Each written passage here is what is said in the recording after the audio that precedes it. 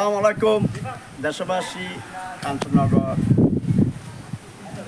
রসুনাহাট পূর্ববাসী হজরত মুস্তারিশাহ তাদাশাহ কালিশাহ মাদারের কবরস্থানের আজকে এরা পরিষ্কার করতেছে ছয় এবং সজ্ঞানে এরা বিনা কর্মে টাকা পয়সা ছাড়া এই এলাকার জন্য ওরা কাজ করতেছে।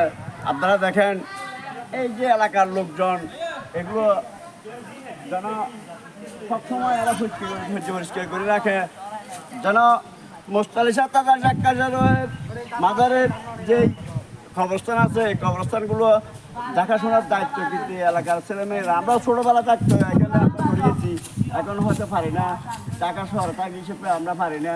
দেখেন ওরা কত কত দেখতেছে এই লইজুর মাঝেও লইজুর মাঝেও ওরা জুন মাসের মধ্যেও তারা এই কাজগুলো করতেছে। আপনার অনেক কষ্ট অনেক শ্রম দিচ্ছে।